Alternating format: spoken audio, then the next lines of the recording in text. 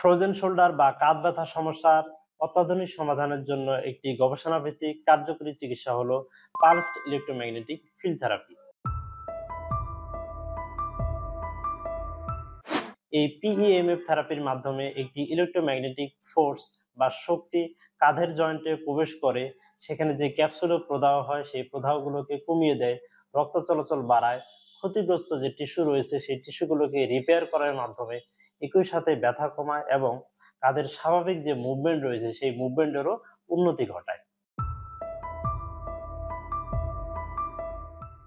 Frozen shoulder বা কাঁধ ব্যথা হওয়ার অন্যতম একটি কারণ হলো ডায়াবেটিস। এছাড়া লিগামেন্ট ইনজুরি বা কাঁধের জয়েন্টের যদি হাড় ভেঙে যায় সে কারণেও ফ্রোজেন শোল্ডার সমস্যাটা হতে পারে। ফ্রোজেন শোল্ডার সমস্যা বোঝার সহজ কিছু লক্ষণ হলো হাত নড়াচড়া করতে গেলে কাঁধে ব্যথা অনুভব হবে, মাথার চুল আঁচড়াতে গেলে, পিঠ চুলকাতে গেলে কিংবা জামা কাপড় পরার সময় কাঁধে ব্যথা অনুভব হবে। এছাড়া ঘুমানোর সময় ব্যথার কারণে ঘুম ভেঙে যেতে পারে। এই ফ্রোজেন শোল্ডার সমস্যা এই অত্যাধুনিক পিএমএফ থেরাপি সম্পর্কিত আপনাদের যদি কোনো জিজ্ঞাসা থাকে কিংবা আপনারা যদি প্রাথমিক কোনো পরামর্শ নিতে চান অথবা যদি আপনারা এই চিকিৎসাটি গ্রহণ করতে চান তাহলে স্ক্রিনে দেওয়া নাম্বারে আমাদের সাথে যোগাযোগ করতে পারেন।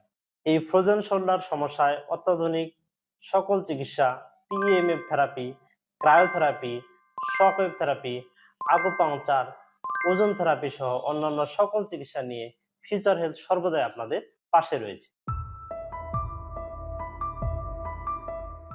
পেইন তো কমছে না, তখন ওনারা একটা মেশিন আনলো, যে মেশিনটা এখানে আপনারা দেখতে পাচ্ছেন, এটাকে মনে হয় পিজিও ম্যাগনেটিক কি বলে, যাই হোক, ওনারা এই মেশিনটা দিয়ে আমাকে হাতের এখানে 5 দিনের দিন আমি যখন গেলাম তখন সাইফুল টুরা সেন্টারে ছিলেন।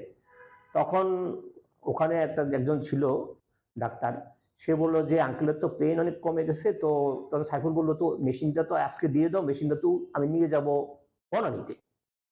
তো আমি বললাম বনানীতে? বললো আঙ্কেলের তো হিলিং অনেক কমে গেছে। আঙ্কেল আপনার পেইন আছে? না, আমার পেইন নাই, আমার 90%-এর উপর। আগে আমি ঘুমোতে পারতাম না, পেইন কিলার খেতে হতো। বলবো যে আপনারা যারা ফ্রোজেন শোল্ডারের পেইনে আপনারা শুধু তাই করেন, আমারটা বিশ্বাস করার দরকার নেই।